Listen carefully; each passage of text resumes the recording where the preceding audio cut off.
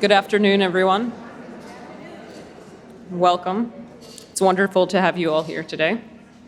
I'm Haddon Dine, Assistant Conservator of Objects in Conservation and Science here at the Art Institute of Chicago, and I'm delighted to welcome you to this afternoon's lecture on Camille Claudel. As we begin, please remember to silence your mobile devices. And now it is my pleasure to introduce the speaker for today's program, Emerson Bowyer. Emerson is the Searle Curator, Painting and Sculpture of Europe at the Art Institute of Chicago. A specialist in 18th and 19th century French and British art, he has previously worked at the Frick Collection, the Fine Arts Museums of San Francisco, and the Metropolitan Museum of Art in New York. He has curated exhibitions including David d'Angers, Making the Modern Monument, at the Frick Collection, Luminous Worlds, British Works on Paper, 1760 to 1900, at the Fine Arts Museums of San Francisco, and Like Life, Sculpture, Color, and the Body at the Met Brewer, for which he was co-curator. Most recently, Emerson has curated two major exhibitions here at the Art Institute. Canova Sketching in Clay, a rare presentation of the clay sketches sculptor Antonio Canova used to develop his ideas, opens for member previews on November 16th. And the exhibition we are all here to learn about today, Camille Claudel, unites more than 60 sculptures to offer a contemporary reappraisal of the artistic vision and technical prowess of this path-breaking artist. Emerson is a brilliant scholar and thinker who places this material in vividly described historical context for our viewers, making the case that today, Claudel is more relevant than ever. Keep an eye out for a lecture in January focusing specifically on the Art Institute's piece by Claudel, in which Emerson and I will be speaking with conservation scientist Clara Granzato. And now please join me in welcoming to the stage Emerson Bowyer.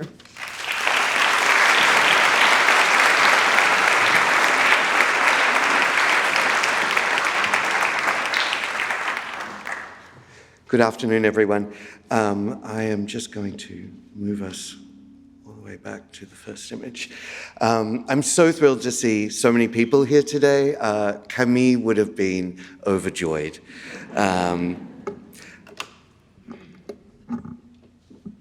This is the first US show devoted solely to Camille Claudel's work in America in some 35 years, and is the first exhibition on an artist working before 1900 to be given an exhibition in the Abbott Galleries at the Modern Wing. The show opened during the 130th anniversary of the World's Columbian Exposition in Chicago in 1893, where Claudel fittingly first showed her work in America. Claudel was a trailblazing artist who in the late 19th and early 20th centuries defied the social expectations of her time to pursue a powerful and expressive exploration of the human form. Largely forgotten for most of the 20th century, following her confinement in a psychiatric institution for the last 30 years of her life, she was rediscovered in the 1980s. Since then, her undeniably tragic life has firmly entered the realm of popular culture. Her passionate relationship with Auguste Rodin and mental decline have provided rich fodder for a cottage industry in movies, plays, novels, musicals, and operatic scores. In fact, I was just reading this morning that in a week or so, a new play about Camille's life is opening on Broadway. So it's kind of extraordinary that it's happening at this very moment. And here you see, of course, three of the best-known examples of bringing Claudel to public attention. The very famous film from 1988 by Bruno Nuitton, and starring the great Isabelle Adjani, and then more recently, Camille Claudel 1915, which portrayed 1 year in the life of Camille in the psychiatric facility, starring the great Juliette Binoche. So she's been very lucky. She's had great people to portray her. And last but not least, one of my favorite things, which is the woman of the moment in New York currently, the great mezzo-soprano Joyce DiDonato, who had a song cycle about Claudel written for her by the great American composer Jake Heggie.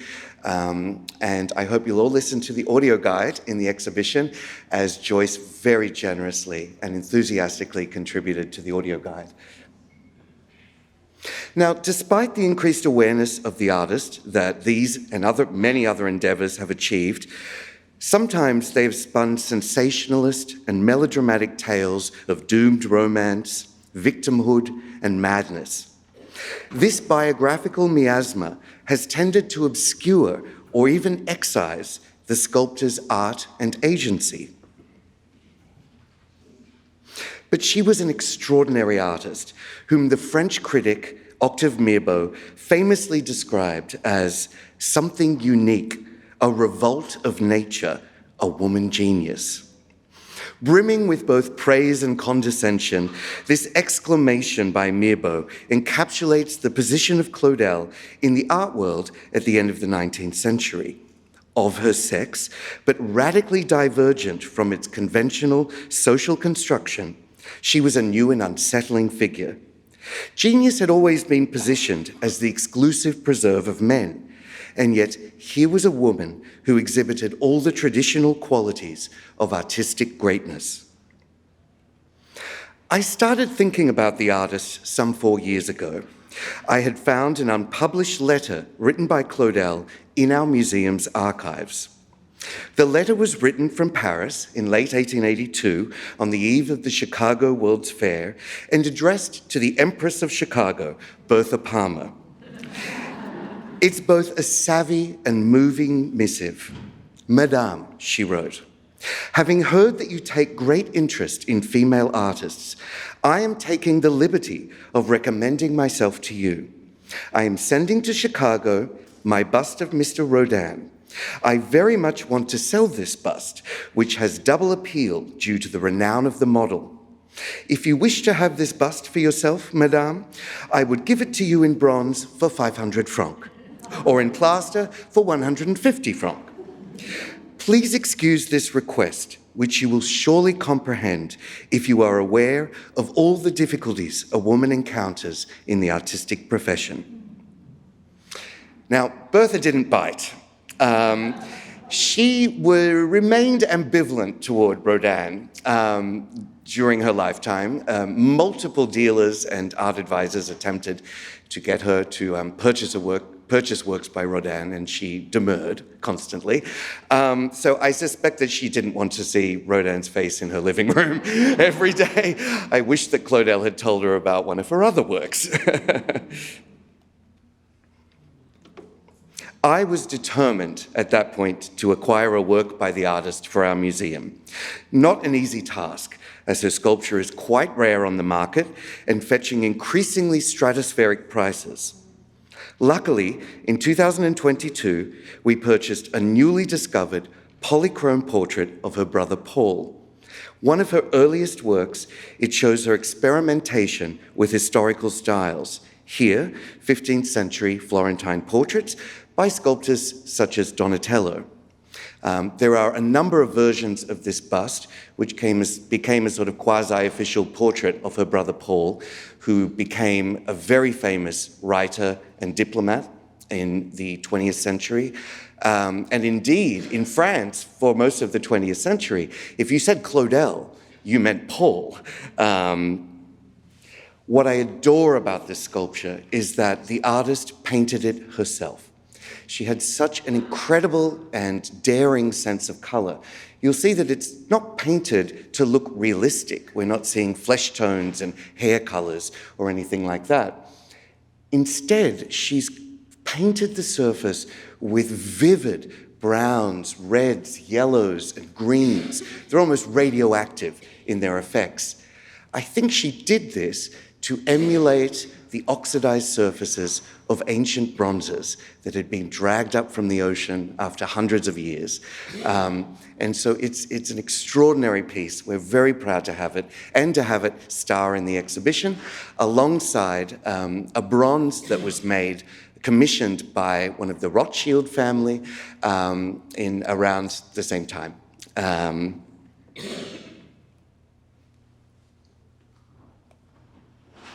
Camille was born on December 8, 1864, in a small town some 60 miles northeast of Paris. In 1876, the family moved to Nogent-sur-Seine, about 60 miles southeast of Paris. It was in that town that Camille Claudel, still a teenager, modelled her first pieces. In a long article written in 1898, Matthias Morhardt described a family home turned into a studio by an imperious Claudel, where her brother, sister, and even the servants played the parts of models and studio assistants. In 1881, the family moved to Paris so she could study art. Claudel enrolled at the Académie Colarossi, one of the private schools that allowed women to receive an artistic education, which they were denied by the École des Beaux-Arts, which was the state-run public school. Later, Claudel rented a studio in Paris, which she shared with some other young women, pooling the expenses of rent and models' fees. As an aspiring woman artist in the later 19th century, Claudel was hardly an anomaly. The rise of women artists and women's art education during that period has become increasingly well documented. Hundreds of women studied, worked, and exhibited in Paris during the 1880s and 1890s.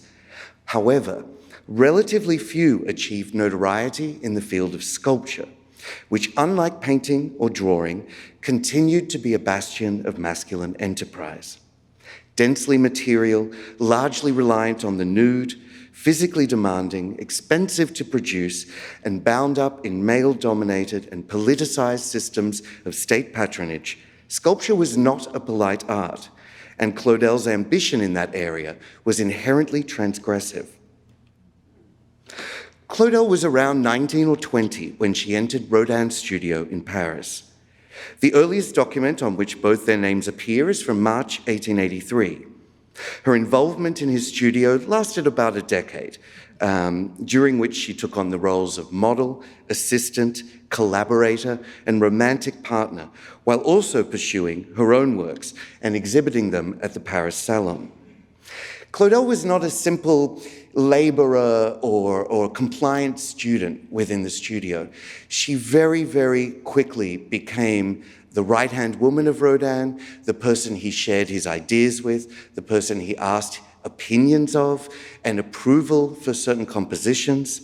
As the journalist Morhardt described, Rodin consults her on everything. On each decision to be taken, he deliberates with her, and it is only after having agreed that he decides definitively. But active participation in Rodin's studio was a double-edged sword for Claudel. It necessarily reduced the time available for her to create her own sculpture and fueled attacks on her work by critics as derivative of the master. She was involved in the production of some of Rodin's great commissions, and I'll get to one in a second, and they very quickly began a love affair. A tempestuous love affair, a deeply emotional love affair that lasted, for about a decade and then on and off afterwards.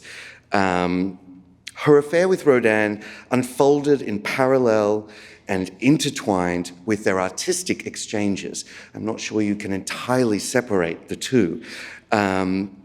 Here you see on the left her great portrait of Rodin, which was modeled in the late 1880s. Rodin would have sat in front of her or stood in front of her for a protracted amount of time as she modeled him from life.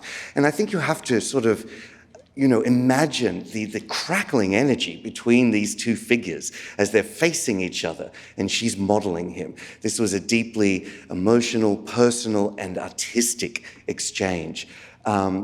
The portrait very quickly became his quasi-official likeness, and he liked to have it exhibited frequently in various venues. Sort of probably more as a calling card for him, perhaps, than as something for Claudel. It is an interesting portrait in the sense that it is very roughly modeled. It's as if it is also a homage, in a way, to Rodin's own style. You see here the way that she has really shown his forehead, the seat of his supposed genius. And I love the idea of the beard, which comes down like a craggy rock face to become a sort of heavy base to the composition. Rodin made many likenesses of Claudel. There is a great difference, though, between them and Claudel's portrait of Rodin. Claudel's portrait of Rodin is called a portrait of Rodin. Claudel's likenesses by Rodin were never called Portrait of Claudel or Camille Claudel. He used her likeness for other purposes. She became allegory, she became war, she became France, she became here thought, always embodying some more kind of abstract idea than her own subjectivity. And here you see her as thought. It's probably his most mysterious likeness of Claudel, where she seems to be either emerging or sinking into an uncarved marble block. There is some evidence that for Rodin, the meaning of this work was the idea of thought animating matter. This is the sort of work that Rodin was working on when Claudel joined the studio, The Gates of Hell. We know that for a number of his compositions, she was responsible for modeling the hands and the feet. We don't have precise evidence, but it would seem to make sense that she learned to carve in marble during the period in Rodin's studio, and that she may even possibly have carved some of his marbles. It's incredibly important to remember that Rodin didn't carve a marble in his entire career. Every marble you see by Rodin was carved by somebody else that he contracted. The marbles you'll see by Claudel in the exhibition were carved by Claudel herself. She was an extraordinarily talented marble carver, and she constantly made that clear to everybody around her to differentiate herself from Rodin. There's a wonderful quote where she says, "Excuse the dust on my blouse, for it is I myself who carves the marble." She was so talented at the expressive gestures of hands, and I think this is a beautiful little example that you'll see in the exhibition. There's been much confusion over the years as to what works from her period in Rodin's studio are by her, what might be by Rodin, and certain errors were made early on, which have only been corrected somewhat recently. For example, here, this wonderful bust of a laughing boy, a study from a model, for which the signature of Rodin was mistakenly added when it was cast in bronze. And it's only recently that one of the original plasters was discovered. And see how it has a longer base on it? If you turn that around, it has Camille Claudel's signature on it.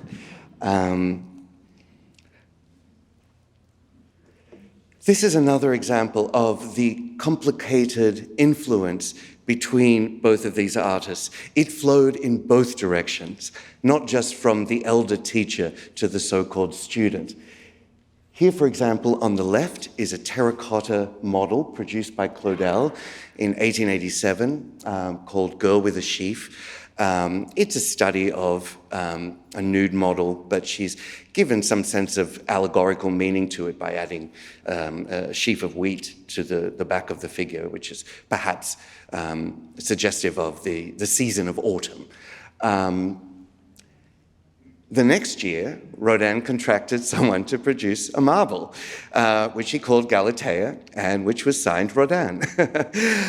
So here is a very concrete example of Rodin borrowing from Claudel's compositions. The comparisons between the two artists are very interesting. Claudel was plagued her entire career by critics admonishing her for copying Rodin or for just being a lesser version of Rodin. It's a little difficult for me to understand today because when I see a comparison like this, I see difference more than similarity. On the left is a sculpture, a model in plaster after a piece in clay that Claudel would have modeled from a live model during her time in Rodin's studio, possibly her first independent composition when she was in Rodin's studio. And on the right is a work from a few years earlier by Claudel, which she absolutely saw. And in fact, I believe she owned a bronze version of that composition of Crouching Woman. They seem vastly different to me. Rodin has produced a body which is not naturalistic as much as Claudel is. It is openly sexualized. You see the thighs splayed, the hand clutching at the breast. This is a work which is opening itself up to the voyeuristic vision of the viewer, and specifically the male viewer. On the left, Claudel has done something quite different. There's much more of a sense of introspective nature to Claudel's work, with the woman covering herself up. The body is more naturalistic. If you turn it around, or if you walk around it in the exhibition, you see every vertebrae on the back. It's so much more naturalistic. And also, it seems to, reflect Claudel's own personal understanding of the lived reality of the female body. It's a marvelous work, which she transformed utterly a few years later. Here is an extraordinary bronze, one of only two casts that is in the collection of the Getty Museum in Los Angeles, our partner for the show. And it would appear that Claudel took one of her plasters of her complete Crouching Woman at some point and radically intervened in the composition. She cut out the head, the arms, the knee, to produce essentially a fragment, perhaps even a ruin. And I think she did this absolutely intentionally. This is not an accident. In order to suggest the idea of ancient marbles that have been destroyed or broken up over time. I think that she's also challenging the idea of the classical wholeness of the body, which is very appropriate, I would say, for the late 19th century in France, which has been through so many social upheavals over the past century. This is the country that witnessed the rise of the guillotine, this is a sort of coming out of much of that, I think. It's also, so experimental. This is Brancusi before Brancusi. It is one of the most extraordinary artworks in the exhibition, and I can't wait for you to see it. Claudel's first major success was exhibited in plaster, which is now damaged, so we weren't able to borrow it for the exhibition. It was called Sakuntala. The plaster was exhibited at the Salon of 1888, where it received an honorable mention. The over-life-sized group depicts the passionate embrace of two nude lovers and was inspired by an ancient Sanskrit play. Claudel's attempt to receive a government commission for a marble version of Sakuntala was unsuccessful. However, in 1903, her patron, the Countess de Maigret, commissioned a reworked version of the composition in marble. And this is what you see here, and this is what you see in the exhibition. She retitled the work Vertumnus and Pomona. It's a depiction of a scene from the ancient Roman writer Ovid's Metamorphoses, rather than her original inspiration of the story of Sakuntala. According to Ovid, Vertumnus, the god of seasonal change and plant growth, seduced the wood nymph Pomona by disguising himself as an old woman and counseling her to submit to the love of a man. Claudel portrays the climax of the tale when Vertumnus throws off his cloak and reveals his true form and gains Pomona's love. Highly polished, the surface of the marble gleams. As Claudel neared its completion, she proudly declared that my marble group is becoming marvelous. It's like mother of pearl. It was exhausting work, though, as I'm sure you can imagine. This is something that takes a very long time to do. It's extraordinarily physical. You've got marble dust up your nostrils and in your mouth. It's very, very difficult labor. The sculpture capitalized on an immediately comprehensible and universal theme, the submission to love. The charged space between the two bodies as they come together emphasizes the anticipation of the moment before they complete their contact. And you will see when you're in the exhibition the extraordinary gaps between the bodies, which are advertising her technical skill, but they're also enhancing the anticipation of the moment of the narrative. Years later, Paul Claudel, Claudel's brother, compared Claudel's work, here you see Vertumnus and Pomona on the left, with a very famous work by Rodin, The Kiss. And he made a very, very interesting comparison. In the first, he said, referencing Rodin's Kiss, the man is, so to speak, seated to dine at the woman. He sits down to enjoy her. He uses both hands, and she does her best, as they say in American English, to deliver the goods. In my sister's group, the spiritual is everything. The man on his knees is pure desire. His face lifted, he embraces this marvelous being, this sacred flesh given to him from above, before he even dares to seize it. It is impossible to see anything at the same time more passionate and more chaste. This composition by Claudel seems to me a little closer to Rodin's Eternal Idol, another famous work by the latter artist. And in an undated letter to Claudel, in which Rodin expresses at length his powerful and confused feelings for the woman, he exclaims, "My dear one, I am on my knees facing your beautiful body, which I embrace." Hard not to think of both the sculptor's compositions when reading this. And this is an example, I would say, of the ways in which the artistic and romantic relationship between the figures becomes inseparable and intertwined. One of my favorite works in the exhibition is this cast called The Waltz. It's an audaciously erotic depiction of two lovers who have surrendered themselves to the exhilarating rhythms of a dance. In Claudel's initial conception, both figures were completely nude, and a French government art inspector was scandalized by its, quote, shocking accentuation of reality. Subsequent versions added complex draperies, which you see here, which only enhanced the dynamic movement of the couple. Rather than a single moment in time, the work suggests an ongoing, diagonally ascending motion that threatens to launch the figures from the ground. Now, this is not at all what sculpture is supposed to do. Sculpture has gravity, it has weight, it's heavy. The idea, of sculpture transcending its limits is always on Claudel's mind. She is so daringly experimental and always seeking to defy the very medium that she works in.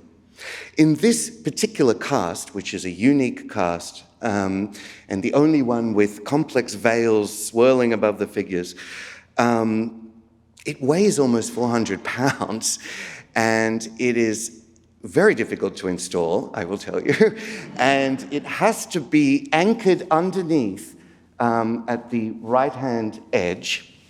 Otherwise, it threatens to tip over. So this is concrete evidence of the ways in which, Claudel was always seeking to go beyond the possible. This veiled version met with the art inspector's approval.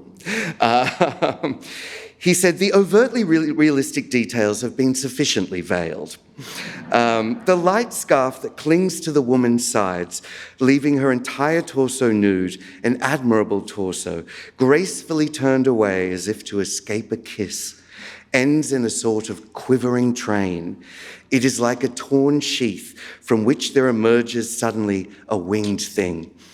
And in a wonderful essay in our exhibition catalogue, which I will plug for you right now, the artist Kiki Smith describes the lovers here as seaweed anchored underwater, flowing to and from each other. It's an beautiful, beautiful way of describing the piece. She also emphasizes the ingenuity of Claudel's steeply diagonal composition.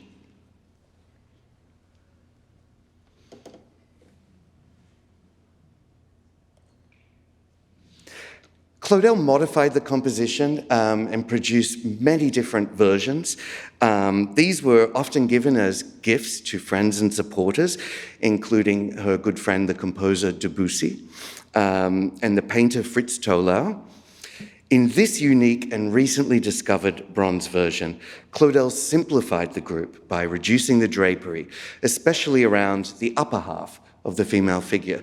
We have 3 similar compositions in the show, and it's wonderful to walk around the 3 of them. And it's almost as if they're moving together in a dance.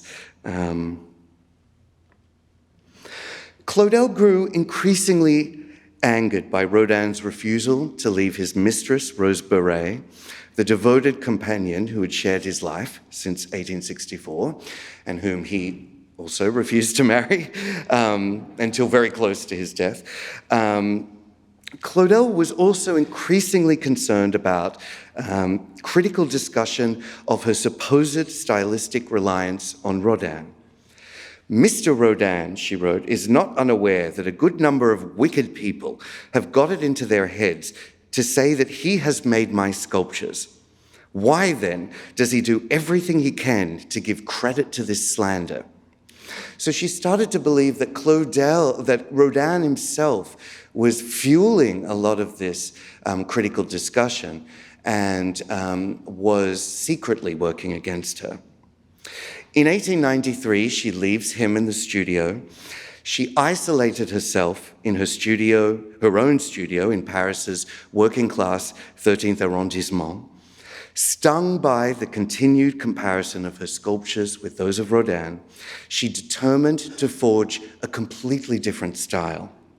The fact that she felt that she had to do that tells you a lot about the place of women artists at the end of the 19th century, I think. But fortunately, it was a great success. Taking inspiration from incidents from everyday life, she embarked on a series of compositions depicting scenes such as women talking together, women bathing in the ocean, and lone figures before fireplaces. You see, she explained in a letter to her brother, it is no longer anything like Rodin. Indeed, Rodin was never drawn to such quotidian moments, to figures and situations that mirrored the potentially magical minutiae of modern life. Miniature in scale and sometimes using novel materials and mixtures of materials, her sketches from nature focused above all on the intimacy, the poetry, and the humanity of lived experiences. The critic Morhardt described the significance of these works in 1898. He said, by taking the ordinary parts of life and instilling them with art and plasticity, Mademoiselle Claudel has created a new art. She has struck gold, a gold that is hers alone. This work is, I think, the greatest from that series of what are called sketches from nature. This is the Chatterboxes. This is the first plaster version that was exhibited. It reflects the first plaster version that the artist produced. It depicts a group of 4 nude women seated on benches. Three of them lean forward, raptly listening to the fourth, wide-eyed and open-mouthed, their bodies straining and their hair whipping around them. The figures possess an extraordinary vitality. In the definitive green onyx marble version, the women are sheltered by cocoon-like walls and project an air of whispered revelations. Devoid of grand mythological, allegorical, or historical themes, distinctly unclassical in the figures' poses and physiognomies, and miniature in scale, the work struck many critics as unprecedented.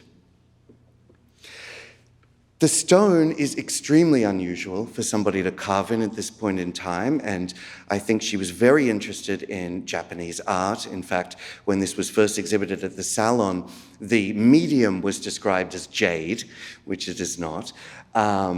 It's an incredible stone, which is translucent and has shocking veins of orange and lighter greens. And it is also incredibly hard to carve in. And again, this is Claudel working on the edge, always trying to go beyond what is possible in the medium. In fact, there are many repairs visible in the piece, which she had to make as she was carving it. And when you get close to it in the exhibition, to try and even comprehend how she got her tools in between those four figures to carve out the negative space between them in such a brittle stone it's unbelievable. I think there are some connections to be made here between certain avant-garde painting traditions of the same period in which she's working. And here you see a great intimiste painting by Edouard Vuillard. I love its flickering, blurred surface. But at the same time, this is a highly, in a way, realistic depiction of a middle-class apartment with people dressed in middle-class French 1890s attire. And it's completely the opposite in that way to Claudel, whose figures become nude, who gives us very little sense of where they're seated, why they're seated there.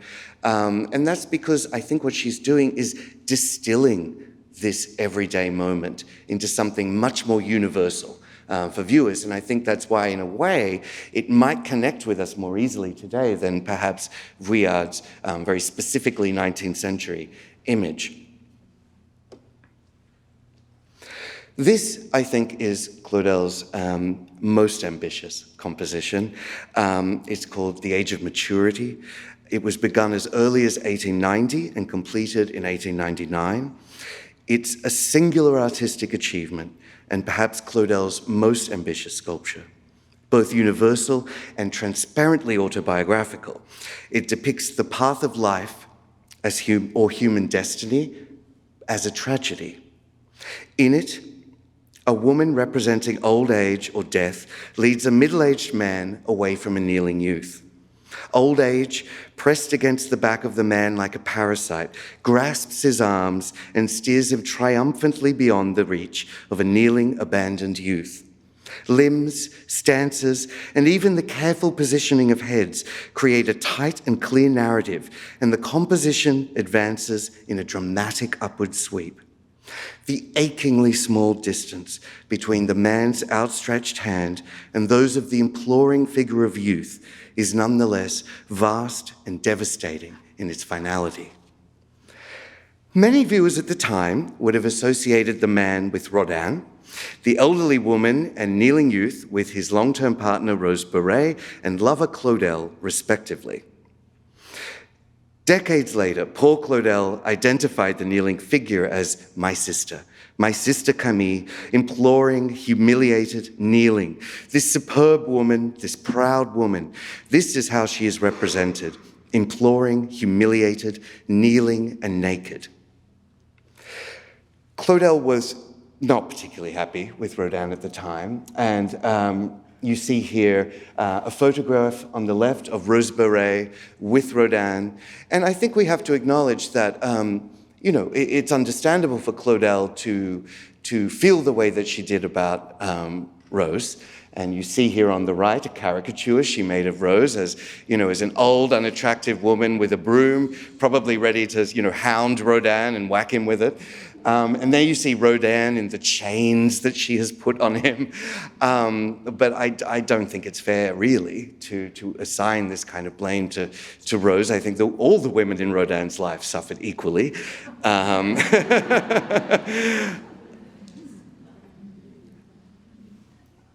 But no critics mentioned the identities of the figures in the composition. I think that it was one of those things that, everybody knew but sort of kept quiet about.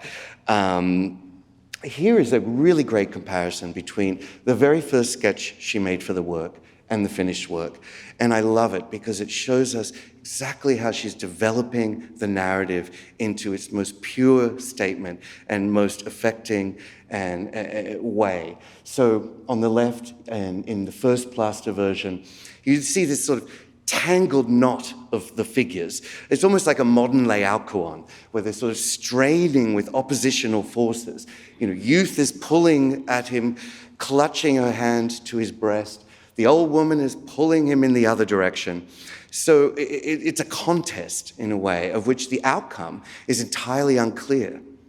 However, by the time she gets to the finished piece, there is a complete finality. The hand of the middle figure has definitively left that of the woman. It's a small gap, but it's a significant gap between them. And the old woman is steering him away triumphantly. And this is more affecting in a way and tells you a little bit more perhaps about how she was feeling about the relationship at that point in time. The French government initially was very enthusiastic about the composition, and she had a commission to make the initial plaster, and then there was going to be a commission to produce the work in bronze. It was drafted by the French government, and then suddenly and inexplicably, after the work was shown, the plaster was shown at the salon, the drafted contract was cancelled. And it's been, I think, very plausibly suggested that Rodin intervened and prevented the work from being commissioned by the state in bronze in order to, prevent his private life from being exploited or shown to the public in this dramatic way. Thankfully, in 1902, an art amateur and admirer of Claudel's work, Captain Tissier, commissioned from Claudel the one unique version of the composition in bronze that she personally oversaw. It was acquired by the Musée d'Orsay in the 1980s, and very happily is the centerpiece of our exhibition. It was cast in 3 separate parts to facilitate the movement of the work, because Captain Tissier was in the military, and he wanted to bring it with him on his frequent military assignments. So, the work enjoyed an interesting afterlife. Claudel's great supporter and dealer and editor of her bronzes, Eugène Blot, cast multiple examples of the imploring figure, which had been sort of extracted from the larger composition. He started producing these from around 1905. The large implorer here was envisaged as an edition of 10, but only 6 were produced. Now, extracted from the larger composition, the implorer lost none of its emotional power. One viewer called it a manifesto for modern sculpture. As an independent work, it is more open-ended and generally more evocative of supplication, longing, and loss. It perhaps became better known than the Age of Maturity in the decades that followed, due to its broader dissemination in an accessible tabletop format.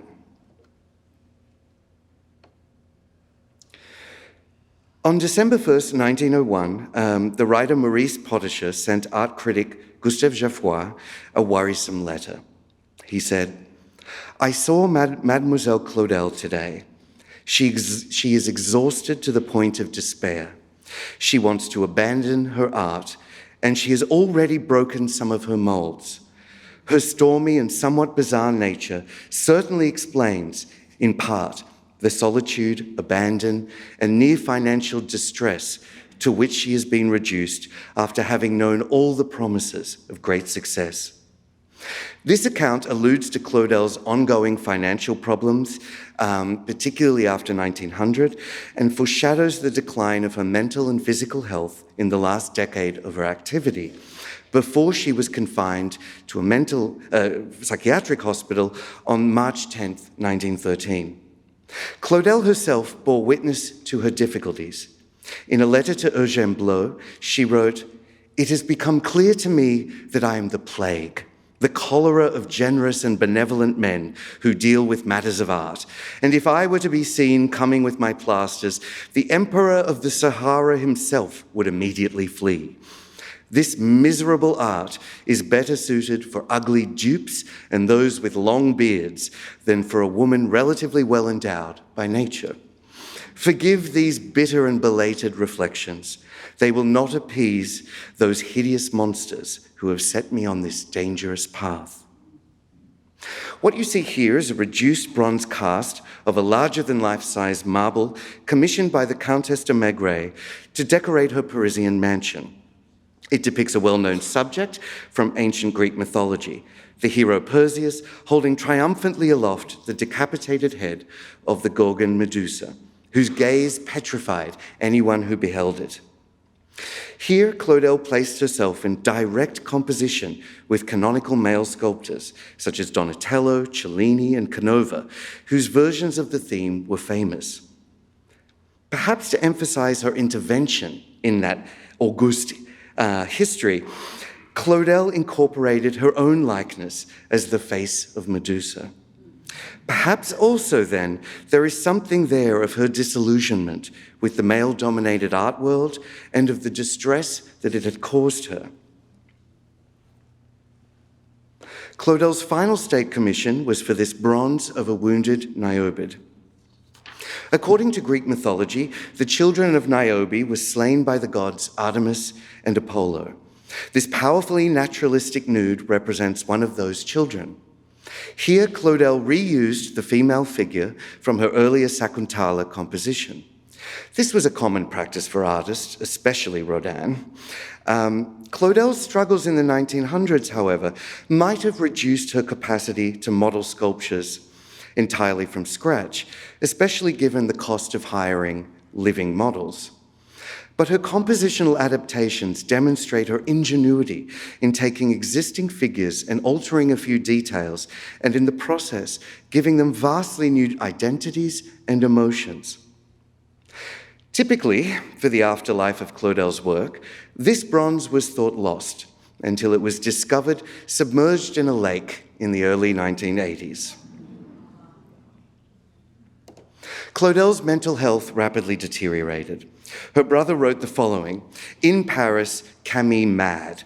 Wallpaper torn away in long strips. A single broken and torn armchair, horribly dirty. She is enormous. Her face dirty, talking incessantly in a monotonous metallic voice." It was during this time that the artist destroyed some of the artworks that remained in her studio. By her own account, in 1912, she became enraged by the death of her cousin and threw all her wax models into a fire.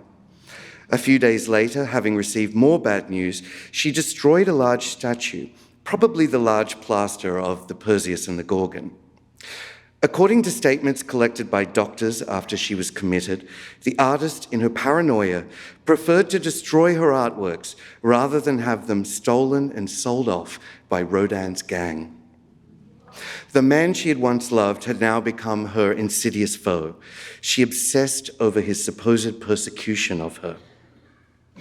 In 1913, days after her father's death, she was forcibly interned by her family in a psychiatric institution, having displayed symptoms of what was called paranoid psychosis. She would remain confined for the remaining 30 years of her life, despite doctors, after a few years, informing her family that she could be released. Tragically, she never sculpted again. On September 3rd, 1932, Eugène Bloch wrote a long and very moving letter to her. In the scheming world of sculpture, he wrote, Rodin, you, and perhaps 3 or 4 others introduced a sense of authenticity, and that has not been forgotten. What a genius! That word is not strong enough. How could you deprive the world of so much beauty? One day, when Rodin was visiting me, I saw him suddenly freeze before the implorer, contemplate it, softly caress the metal, and weep. Yes, weep, like a child. Now he has been dead for 15 years. In truth, he only ever loved you, Camille, and I can say it now. Oh, I know well, Camille, that he abandoned you. I will not try to justify him. You suffered so much because of him, but I take nothing back from what I just wrote. Time will heal everything. What can I do for you now, dear Camille? Write to me. Take the hand I am reaching out to you. I have never ceased to be your friend. Denied outside correspondence, Camille never received the letter. Claudel's thoroughly modern sculptures strike at our hearts as they contend with universal themes of love, loss, passion, and the intimacy of commonplace experience. They embody her uncompromising pursuit of artistic and professional independence and continue to resonate today. I hope that you will fall in love with her daring sculptures just as I have. Thank you.